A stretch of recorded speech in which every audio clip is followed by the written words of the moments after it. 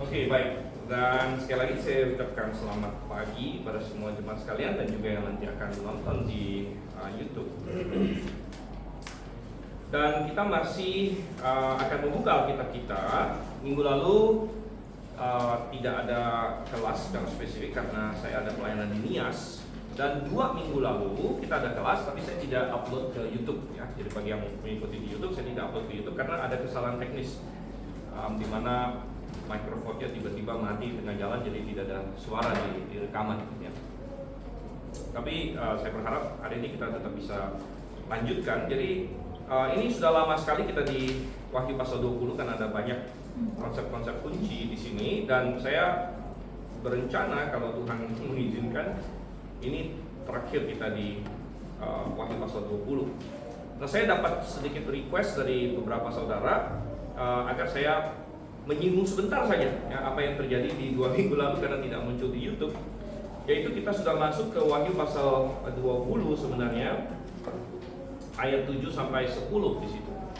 Dan kalau kita lihat Wahyu pasal 20 ayat 7 sampai 10, di situ adalah mengenai pemberontakan yang terjadi di akhir dari milenium. Ya. Jadi begini, banyak orang salah konsep, dia pikir milenium itu sama dengan kekekalan. Ya, milenium sama dengan kekekalan. Nah, banyak orang berpikir seperti itu, tapi pada kenyataannya tidak sama. Ya, tidak sama dengan kekekalan, karena kekekalan itu, di dalam kekekalan jelas tidak ada dosa lagi, tidak ada dosa, tidak ada kematian sama sekali ya. Sedangkan di milenium masih ada dosa, walaupun tersembunyi, walaupun terbatasi oleh kerajaan Kristus gitu kan. Jadi dosanya itu dosa yang hanya internal dan tersembunyi gitu kan. Masih ada dosa, masih ada kematian, walaupun jauh lebih sedikit dari sekarang yang kita lihat. Tapi intinya tidak sama. Dan di akhir milenium masih akan ada pemberontakan terakhir. Pemberontakan terakhir itu yang di ayat 7 sampai dengan ayat 10, di mana Tuhan sengaja membiarkan iblis lepas untuk satu kali yang terakhir, supaya dia memberikan kesempatan bagi orang-orang yang berdosa dalam hati itu tadi, yang menolak Kristus dalam hati kan? Dalam hati menolak Kristus, dalam hati menolak Tuhan. Tapi di dalam milenium itu kan dia nggak bisa ngapa-ngapain, dia tidak bisa menunjukkan pemberontakan dia secara terbuka. Nah, tapi dengan iblis dikeluarkan, dilepaskan, ya kasih mereka kesempatan. Oke, ini kesempatan kalian untuk menunjukkan pemberontakan kalian. Ya, Tuhan tahu pemberontakan mereka, tapi kan Tuhan ingin menunjukkan bahwa memang kamu orang yang memberontak. Dan akhirnya mereka berkumpul di Gog dan Magog. Sudah kita bahas, Gog dan Magog itu adalah tempat historis iblis pernah mengumpulkan dulu di zaman sebelum rapture ya, atau sekitar rapture begitu. Sempat Gog dan Magog itu menjadi pusat iblis menggunakan entah itu Rusia atau entah itu bangsa-bangsa sekutunya untuk menyerang Israel. Jadi berdasarkan terang historis itu, iblis di akhir milenium kembali mengumpulkan pasukan di Gog dan Magog. Kembali mengumpulkan pasukan di Gog dan Magog untuk menyerang orang-orang kudus yang rupanya berkumpul di Yerusalem pada waktu itu. Oke. Jadi kita sudah sampai di sana. Nah, kita akan baca lagi sekarang ayat 11 sampai ayat 15 ya. Jadi ini sudah final, bagian terakhir dari Wahyu 20. Kita baca dulu, tidak terlalu panjang, kita baca silih berganti. Wahyu 20 ayat 11 sampai 15, kemudian kita akan berdoa. Oke. Saya akan mulai duluan. Hukuman yang terakhir. Lalu aku melihat satu takhta putih yang besar dan dia yang duduk di atasnya. Dari hadapannya lenyaplah bumi dan langit, tidak ditemukan lagi tempatnya. Dan aku melihat orang-orang mati, besar dan kecil, berdiri di depan-depan itu. Lalu dibuka semua kitab, dan dibuka juga semua kitab lain, yaitu kitab kehidupan. Dan orang-orang mati yang dihidup menurut perbuatan mereka, berdasarkan apa yang ada tertulis di dalam kitab-kitab itu. Maka laut menyerahkan orang-orang mati yang ada di dalamnya, dan maut dan kerajaan maut menyerahkan orang-orang mati yang ada di dalamnya, dan mereka dihakimi masing-masing menurut perbuatannya. Lalu maut dan kerajaan maut itu dilemparkanlah ke dalam lautan api. Itulah kematian yang kedua, lautan api. Dan setiap orang yang tidak ditemukan namanya tertulis di dalam kitab kehidupan itu, ia dilemparkan ke dalam lautan api itu. Oke, kita berdoa terlebih dahulu. Minta Pak Michael untuk kita berdoa. Tuhan Yesus Kristus, terima kasih Tuhan, kami sangat bersyukur kami dapat berkumpul di tempat ini Tuhan, pelajari firman Tuhan, khususnya di Wahyu pasal 20 Tuhan. Kiranya Tuhan dapat memberikan hikmat kepada kami balas lipat, menjalankannya dengan baik, untuk kami dapat mendengarkan dan mengerti dengan baik Tuhan. Terima kasih Tuhan, dalam nama Tuhan Yesus kami telah berdoa dan mengucap syukur. Amin. Amin. Baik, kalau kita lihat di dalam isian kita, yang saya harap sebagian besar mestinya masih pegang ya, moga-moga tidak hilang. Kita sudah sampai di nomor 6B ya. Baik, 6B. Oke, dan di 6B di sini isiannya adalah pengadilan ini. 6B sudah belum? Nabi baru satu. Oke, pengadilannya adalah untuk semua orang yang tidak percaya atau tidak diselamatkan, tidak beriman. Semua orang akan dibangkitkan. Ini sudah kita bahas, pernah kita singgung sedikit. Semua orang akan dibangkitkan. Tetapi kapan dibangkitkan akan sangat menentukan tujuan kekal orang tersebut. Jadi kita masih ingat bahwa di dalam kitab Wahyu ada pengajaran tentang kebangkitan pertama dan kebangkitan kedua. Ya, ada pertama dan kedua. Nah, pertama dan kedua di sini bukan berarti hanya ada 2 kali kebangkitan. Ya, tetapi pertama di sini mengacu kepada sifatnya. Dan kebangkitan pertama pun ada beberapa begitu. Ya, karena kita baca dalam Alkitab yang termasuk dalam kebangkitan pertama adalah kebangkitan pertama Yesus Kristus. Yesus Kristus bangkit sudah sekitar 2000 tahun yang lalu. Gitu kan? Jadi kebangkitan Yesus Kristus termasuk dalam kebangkitan pertama. Nah, kemudian nanti pada saat rapture, nah, maka orang-orang perjanjian baru, yang beriman, ya, akan diangkat, ya. Dan diangkat dan yang mati akan dibangkitkan. Ya. Nah, kemudian ada lagi yang pada akhir tribulasi atau awal milenium. Ya, awal tribulation atau awal milenium. Nah, ini adalah kebangkitan orang-orang beriman yang di PL dan masa tribulasi. Nah, jadi ini semua masuk ke dalam kebangkitan pertama sebenarnya. Nah, kebangkitan yang kedua ini adalah setelah milenium. Dan setelah milenium, maka ini adalah kebangkitan yang menuju binasa.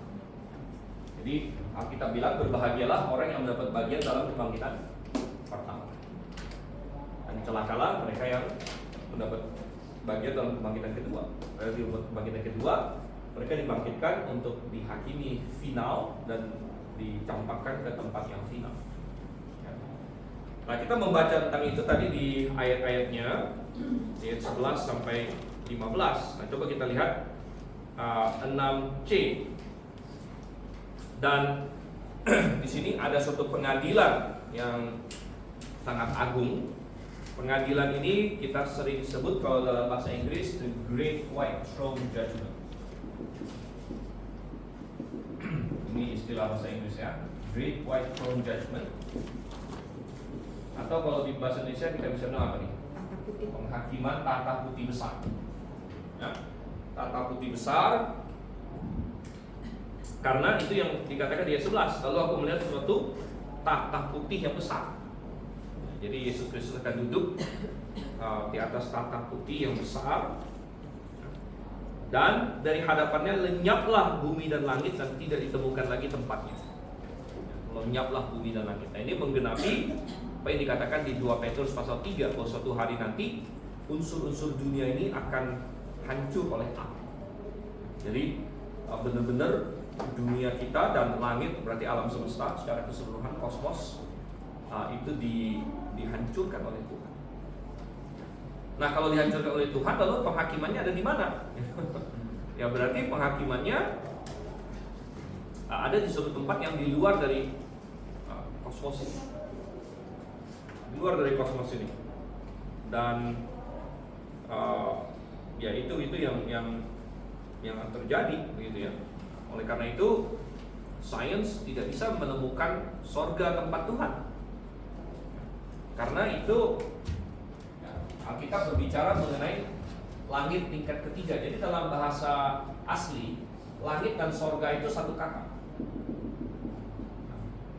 Nah, itu kalau dalam bahasa Yunani adalah Ouranos. Kalau di bahasa Ibrani-nya Shamaim. Nah ini dua-duanya bisa mengacu ke langit, bisa mengacu ke sorga. Tapi waktu di 2 Korintus, Paulus bilang, aku diangkat ke sorga tingkat ketiga. Nah sorga tingkat ketiga itu jangan kita membayangkan Tuhan itu tinggal di kondominium gitu ya. Ya jadi banyak orang pikir surga tingkat ketiga Tuhan tinggal kayak di apartemen gitu, atau di hotel gitu. Jadi entah sampai tingkat berapa baru ketemu Tuhan. Bukan. Tapi sorga tingkat ketiga bisa juga diterjemahkan langit tingkat ketiga. Dan langit tingkat ketiga atau sorga tingkat ketiga yang disebut oleh Paulus dalam 2 Korintus ya, aku diangkat ke langit tingkat ketiga, maksudnya adalah bahwa ini kalau ini bumi, langit yang pertama itu adalah atmosfer kita. Nah ini bisa juga disebut langit dalam Alkitab atau sorga. Langit atau sorga ini ya sama, ini langit dan sorga itu katanya sama dalam bahasa asli. Jadi kayak tempat burung berada, yang kita lihat ada awan-awan dan sebagainya. Nah, langit tingkat kedua atau sorga tingkat kedua adalah yang kita sebut mungkin luar angkasa. Di tempat ada matahari, ada planet-planet, ada bintang-bintang yang begitu jauh. Jadi langit tingkat kedua ini jauh sekali. Bahkan kalau menurut teleskop yang paling baru, ya, seperti teleskop yang terakhir diluncurkan kan James Webb, mungkin ada yang ngikutin ya. Jadi kalau dulu sangat terkenal namanya teleskop Hubble ya. Lalu beberapa tahun yang lalu mereka kirim yang baru lagi namanya teleskop James Webb, lebih canggih lagi. Dan ternyata setelah dilihat banyak kaget. Jadi kalau menurut teori evolusi, mestinya dengan teleskop yang baru ini, teleskop James Webb ini, kan dia bisa melihat lebih jauh lagi. Nah, melihat lebih jauh lagi, menurut pemahaman evolusi, makin jauh itu berarti makin ke belakang dari segi waktu kan? Ya, karena kan mereka bilang itu sekian miliar tahun cahaya ini jaraknya. Jadi kalau kita sampai bisa lihat, berarti kita melihat itu melihat sekian miliar tahun yang lalu gitu istilahnya. Gitu. Tapi dan mereka mengekspek atau mengharapkan dengan teleskop yang baru ini mestinya mereka melihat alam semesta dalam bentuk primordial, maksudnya. Jadi kayak pas baru munculnya gitu ya. Namun ternyata yang tidak disangka-sangka oleh mereka adalah ketika teleskop James Webb ini diluncurkan dan mereka lihat, itu ternyata yang mereka lihat alam semesta yang dalam tanda kutip sudah dewasa. Sudah dewasa, jadi bukan bentuk primordial, sudah dewasa. Jadi galaksi-galaksinya sudah benar-benar kayak galaksi sekarang begitu. Nah, sehingga itu mementahkan lagi teori mereka, padahal ini sudah diantisipasi oleh para kreasionis. Jadi ada satu orang doktor astronomi yang percaya Alkitab yang namanya Jason Lisle. Saya pernah ketemu orangnya bahkan waktu saya di Amerika dulu. Doktor astronomi. Jadi sebelum teleskop James Webb diluncurkan, dia sudah bikin prediksi. Saya memprediksikan berdasarkan Alkitab bahwa sejauh manapun teleskop baru ini bisa melihat, dia tetap akan melihat alam semesta yang dalam tanda kutip sudah dewasa gitu ya. Jadi itu sangat menarik sekali. Nah lalu langit tingkat ketiga adalah sorga gitu. Nah sorga ada di mana ya? Nggak bisa secara fisik ditemukan oleh teleskop kita. Dan ketika dunia ini dihancurkan, manusia akan berdiri di hadapan apa? Great White Throne Judgment. Ya, ini di luar dari kosmos kita. Di luar dari kosmos kita. Ya. Nah, kita lihat 6C di sini ya. Setiap orang yang ditemukan dalam kitab kehidupan diselamatkan. Ya, jadi rupanya dalam pengadilan ini yang paling penting, yang coba kita buka di ayat yang ke-12 tadi. Aku melihat orang-orang mati besar dan kecil berdiri di depan tahta itu, lalu dibuka semua kitab. Dibuka semua kitab. Dan dibuka juga sebuah kitab lain, yaitu kitab kehidupan. Jadi ada banyak kitab yang dibuka, tapi ada satu kitab yang paling penting, yaitu kitab kehidupan. Ya. Dan rupanya semua orang yang namanya terdapat dalam kitab kehidupan itu akan selamat. Dan kalau namanya tidak terdapat dalam kitab kehidupan, ya, berarti dia, kalau kita baca lebih lanjut lagi, akan dicampakkan ke dalam lautan api.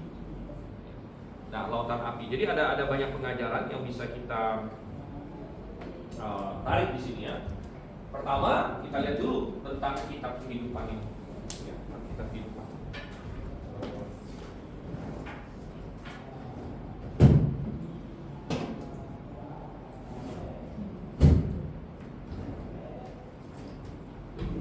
Hapusnya nggak ada.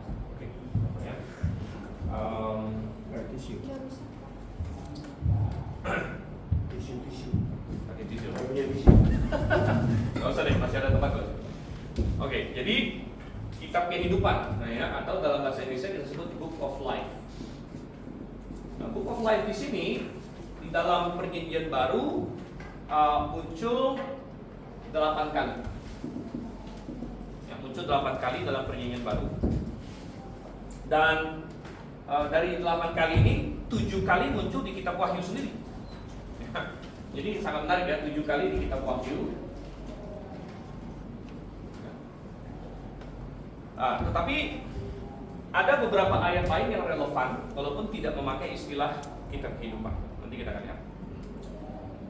Nah, misalnya, jadi intinya kita mendapatkan dari Alkitab suatu pengajaran ya, bahwa kitab kehidupan ini mencatat orang-orang yang diselamatkan. Ya, mencatat orang-orang yang diselamatkan. Nah, kalau menurut Calvinis,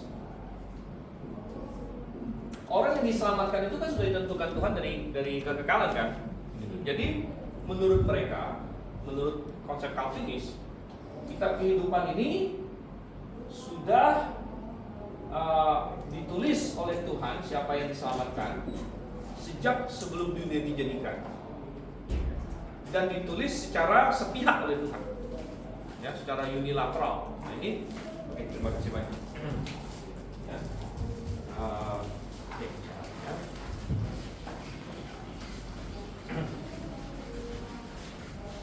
Jadi ini menurut Calvinis namanya ditulis secara unconditional. Ingat, doktrin Calvinis kan unconditional election. Tuhan sudah pilih siapa yang akan selamat. Jadi siapa yang akan selamat Tuhan sudah pilih secara sepihak tanpa melihat orangnya beriman atau enggak. Bahkan menurut Calvinis dia balik. Gara-gara Tuhan pilihlah makanya kamu beriman gitu. Itu adalah konsepnya Calvinis gitu kan. Dan oleh karena itu secara sepihak sudah Tuhan tulis. Dan tentu menurut Calvinis kalau Tuhan sudah tulis ini tidak mungkin bisa dihapus. Tidak mungkin bisa dihapus karena ya namanya Tuhan sudah tulis. Oke. Nah, tetapi ya kita akan lihat ini bertentangan dengan data Alkitab, kita akan lihat nanti. Ya. Nah, selain itu ada lagi konsep lain, ya, konsep lain lagi. Jadi konsep ini terutama oleh sebagian orang yang pegang OSAS tapi bukan Calvinis ya. Jadi OSAS ada yang Calvinis, ada yang tidak Calvinis. OSAS itu one save always save. Dan dalam konsep OSAS, kitab kehidupan ini semua nama sudah ditulis. Semua manusia yang pernah ada dan yang akan ada, semua namanya ada. Jadi semua manusia yang pernah eksis lah, mulai dari Adam sampai manusia terakhir namanya ada. Tapi kalau dia mati tanpa Kristus baru dihapus. Nah ini konsepnya, gitu ya. Jadi kalau konsepnya Calvinis, sebagian nama sudah ditulis, sebagian nama tidak ada ditulis. Tapi tidak bisa diganggu gugat, ya. Tidak bisa dihapus, tidak bisa ditambah lagi. Ya. Kalau di sini konsep yang satu ini semua nama orang sudah tertulis semua dari awal. Kalau dia tidak percaya Yesus, baru dihapus. Jadi dia percaya Yesus baru dihapus. Ya. Nah, kita akan lihat sekarang apa yang Alkitab katakan. Apa yang Alkitab katakan ya? Pertama kita lihat dulu 8 kali penggunaan kitab kehidupan dalam Alkitab Perjanjian Baru. Pertama kita lihat Filipi pasal 4. Filipi pasal 4 ayatnya yang ketiga. Oke, kalau sudah dapat, ini pertama kali kata kitab kehidupan muncul di PB. Bahkan ku minta kepadamu juga Sugos, temanku yang setia, tolonglah mereka, karena mereka telah berjuang dengan aku dalam pekabaran Injil bersama-sama dengan Clemens dan kawan-kawanku sekerja yang lain, yang katanya nama-namanya tercantum dalam kitab kehidupan. Yang nama-namanya tercantum dalam kitab kehidupan. Jadi Paulus sedang bicara tentang orang-orang Kristen lain yang seperjuangan dengan dia, dan juga nama-nama mereka tercantum dalam kitab kehidupan. Ini adalah cara lain untuk mengatakan bahwa ini adalah orang yang diselamatkan, gitu kan? Makanya di dalam buku lagu kita ada lagu apa? Ada nama baru dalam surga. Gitu. Ada nama baru dalam surga, namaku. Jadi konsepnya ketika kita diselamatkan, nama kita tercantum. Karena ada orang bertanya begini, kan tadi di Wahyu 20 dikatakan siapa yang namanya nggak ada dicampakkan ke lautan api. Pertanyaannya adalah kenapa di perikop itu tidak dikasih tahu gimana caranya supaya nama saya masuk di kitab kehidupan itu gitu. Ya. Mungkin orang bertanya, apakah Alkitab ada kasih tahu kita bagaimana caranya supaya nama kita tercantum dalam kitab kehidupan? Jawabannya ya pasti ada. Gitu. Pasti ada. Yaitu bagaimana? Loh, kan gini, barang siapa namanya tidak tercantum dalam kitab kehidupan dicampakkan ke dalam lautan api. Berarti orang yang nggak ada di situ kan binasa. Jadi berarti orang yang ada di situ berarti tidak binasa. Nah, apa kata Alkitab mengenai caranya supaya tidak binasa? Yang simpel aja, Yohanes 3:16. Karena begitu besar kasih Allah akan dunia ini, sehingga ia telah mengaruniakan anak yang tunggal supaya setiap orang yang percaya kepadanya apa? Tidak binasa, melainkan beroleh hidup yang kekal. Berarti cara seseorang, dan itu hanya satu ayat, masih ada banyak puluhan mungkin ratusan ayat lain yang berkata bahwa kalau kamu percaya pada Yesus, kalau kamu beriman, ya, Roma 10 ayat 9 sampai 10, barang siapa percaya dalam hati dan mengaku dengan mulut, ya kan, dia diselamatkan. Jadi dari semua kesaksian Alkitab kita tahu bahwa ketika seseorang beriman dan percaya kepada Yesus, kan Tuhan bilang kamu diselamatkan, kamu tidak akan binasa, gitu kan? Berarti ketika seseorang percaya dan bertobat pada Yesus, nama dia tercantum di dalam kitab kehidupan. Begitu, ya. Nah, jadi ketika seseorang diselamatkan, ketika seseorang percaya Yesus, ketika seseorang sungguh-sungguh bertobat dan beriman kepada Yesus, nama dia tercantum di dalam kitab kehidupan.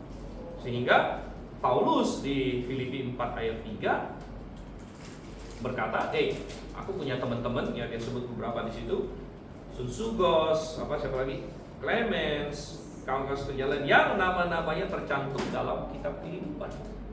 Kita bertanya, Paulus, emangnya kamu pernah ke surga lihat kitab kehidupannya? Kau tahu nama dia tercantum dalam kitab kehidupan?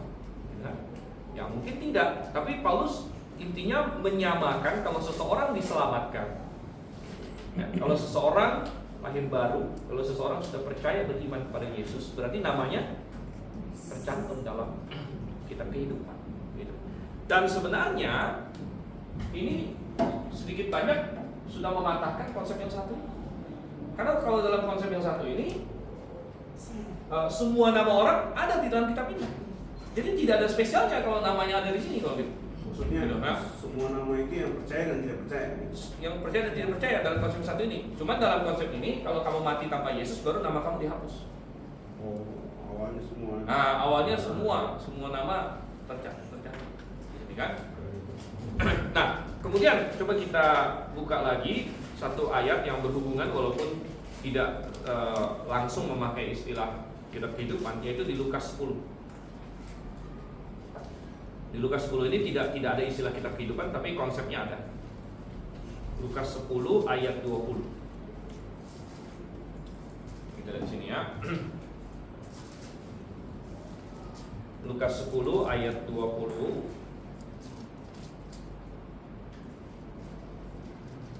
Oke. Jadi di sini ada murid-murid Tuhan Yesus, Tuhan kasih kuasa bagi mereka untuk melakukan mukjizat dan lain sebagainya.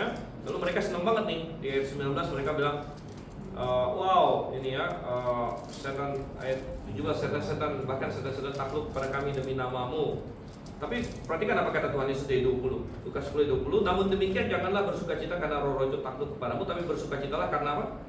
Namamu ada terdaftar di sorga. Nah, walaupun tidak memakai istilah kitab kehidupan, tapi saya rasa konsepnya sama.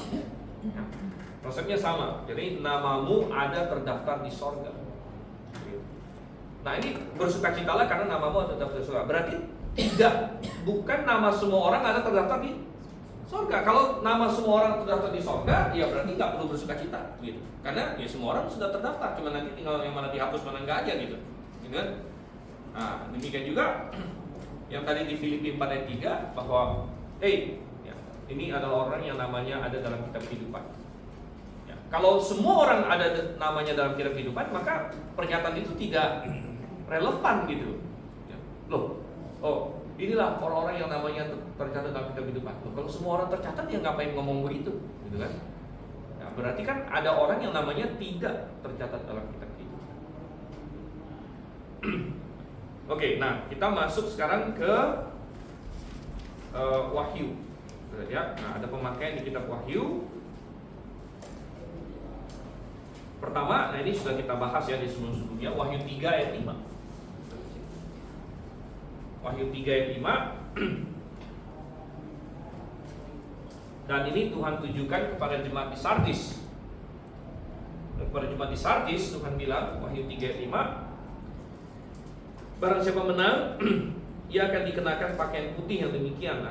Aku tidak akan menghapus namanya dari kitab kehidupan. Melainkan aku akan mengaku namanya di hadapan Bapakku dan di hadapan para malaikatnya.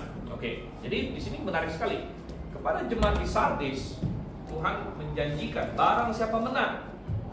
Dan masih ingat nggak waktu kita bahas surat-surat kepada jemaat-jemaat ini yang sudah banyak, mungkin tahun lalu gitu ya, kita sudah membahas bahwa barang siapa menang ini mengacu kepada orang yang beriman dan beriman sampai akhir, kan? Jadi barang siapa menang mengacu kepada orang yang beriman, karena di 1 Yohanes 5 dikatakan, siapakah yang mengalahkan dunia? Ya, orang percaya, orang yang beriman, dialah yang mengalahkan dunia. Jadi barang siapa menang, Tuhan bilang, aku tidak akan hapus namanya. Nah, sehingga konotasinya adalah, kalau Tuhan bilang aku tidak akan menghapus namanya, berarti kalau yang tidak menang, Tuhan bisa hapus namanya. Ini konotasinya. Jadi barang siapa menang, aku tidak akan hapus namanya. Janji ini tidak ada maknanya kalau Tuhan tidak pernah hapus siapa-siapa, atau tidak ada kemungkinan Tuhan menghapus siapa-siapa. Jadi ini sudah membantah konsep Calvinis. Karena konsep Calvinis itu kan bahwa nama kita ada di sini atau nggak ada, sama sekali nggak ada hubungan dengan kita. Bahwa ini sudah konsep Calvinis mengatakan bahwa Tuhan sudah tuliskan ini nama orang dalam kitab kehidupan ini dari kekekalan yang lalu, sebelum dia dijadikan sudah Tuhan tulis, dan itu pun secara sepihak oleh Tuhan. Jadi tidak ada hubungannya dengan apapun yang kita lakukan atau kita respon kita, tidak ada hubungannya. Tapi ini dibantah oleh Wahyu 3 ayat 5, di mana sepertinya Tuhan bisa bilang, ya, kalau kamu menang, barang siapa menang, aku tidak akan menghapus namanya. Kalau tidak hapus namanya, berarti kemungkinan ada orang yang dihapus namanya, yaitu yang tidak menang. Tapi Pak, mereka tahu ayat ini kan, mereka bantahnya gimana? Mereka bantahnya begini. Mereka bantahnya dengan berkata, di ayat ini tidak ada bilang mau menghapus, cuma bilang tidak akan dihapus. Tapi kita bilang, memang ayat ini kan janji kepada yang menang bahwa tidak akan dihapus. Tapi mereka kekeh, pokoknya mereka bilang, kan nggak ada bilang siapa yang akan dihapus. Tapi kita bilang begini, memang tidak ada kata-kata inilah, tapi kan maksudnya kita kan belajar sesuatu kan dari kesimpulan berdasarkan pernyataan itu, gitu. Ya. dimana kayak misalnya nggak usah jauh-jauh, misalnya ada orang datang ke sini dan bilang, barang siapa yang ini, misalnya barang siapa yang bawa Alkitab hari ini bisa tunjukkan kepada saya kasih uang 100.000. Maka konotasinya apa? Kalau tidak bawa, Ya kalau tidak bawa Alkitab tidak dapat gitu kan? Itu kan maksudnya kesimpulan konotasi yang bisa kita ambil walaupun tidak secara eksplisit dinyatakan begitu. Tapi berdasarkan pernyataan positif itu kan kita bisa menarik konotasinya. Jadi dan Calvinis tidak mau menarik konotasi itu. Mereka cuma bilang nggak ada tuh ngomong soal menghapus juga. Cuma ada janji untuk tidak menghapus kan. Janji untuk tidak menghapus kan nggak ada maknanya kalau itu tidak bisa terjadi. Tidak ada relevansinya kalau misalnya saya beri ancaman kosong artinya begitu. Misalnya saya bilang gini, ayo Jumat mana yang nggak bawa Alkitab saya lempar ke bulan sekarang. Maksudnya apa? Nggak ada relevansinya karena itu bukan sesuatu yang saya bisa lakukan toh begitu. Ya. Jadi kalau Tuhan tidak pernah atau tidak bisa menghapus nama seseorang dari kitab itu, janji ini tidak ada maknanya gitu. Tidak ada makna dan tidak ada kekuatannya. Ketika Tuhan bilang barang siapa menang, ya namanya tidak akan kuhapus dari kitab kita. Berarti dia Pak maunya gitu namanya. Maunya gitu ada nama yang tidak ada namanya dihapus. Maunya Calvinis begitu. Iya maunya berarti. Memang kita bilang ya tanpa perlu ada itu pun sebenarnya dari pernyataan positifnya kita mengambil kesimpulan seperti itu. Iya. Gitu, ya. Nah, ya sehingga kita bisa mengambil kesimpulan kita bahwa kesimpulan kita adalah ini adalah kitab orang-orang yang diselamatkan. Jadi kalau seseorang itu percaya kepada Yesus, dia diselamatkan, dia punya hidup yang kekal, maka namanya akan ditulis. Kalau misalnya dia meninggalkan Kristus atau artinya murtad, ya, maka namanya akan dihapus. Ya itu kesimpulan kita. Kesimpulan kita berdasarkan apa yang Alkitab katakan, bahwa berbahagialah kalau nama kamu ada di sini. Ya, berarti tidak semua nama orang ada di sini. Ya. Kemudian ternyata kalau tidak menang bisa dihapus. Ya.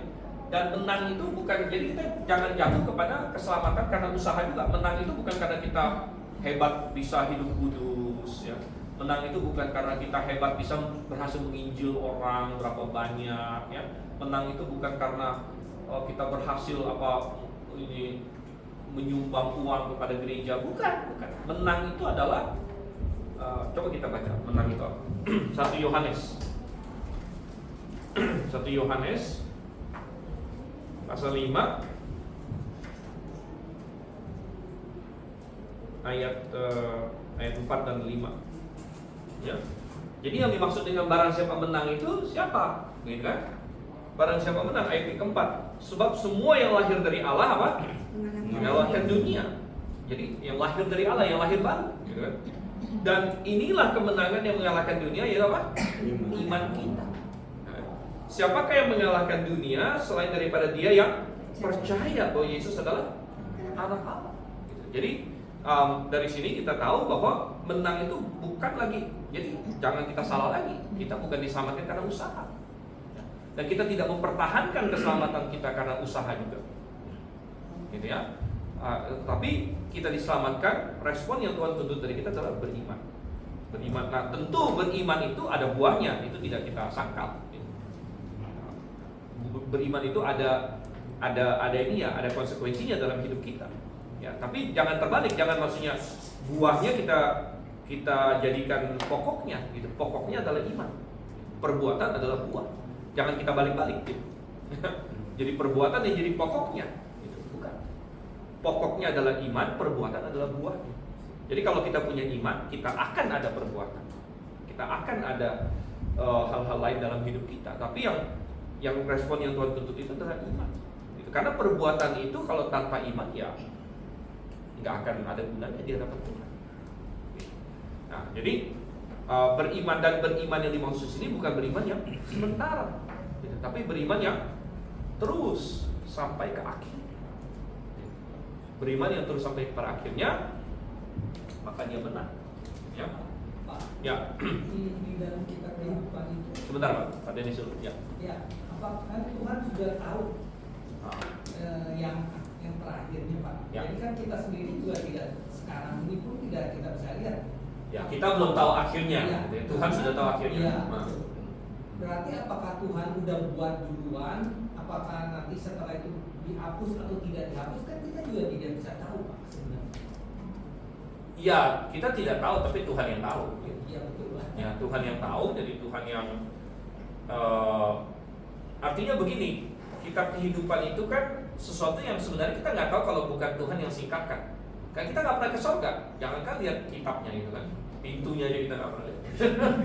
Jadi itu hanya sesuatu yang Tuhan singkapkan bahwa Tuhan punya. Jadi maksudnya begini loh, gambarannya adalah kan tadi di pengadilan itu kan semua kitab dibuka. Artinya gini, Tuhan ingin kasih tahu, aku punya catatan atas semua yang terjadi dalam dunia ini.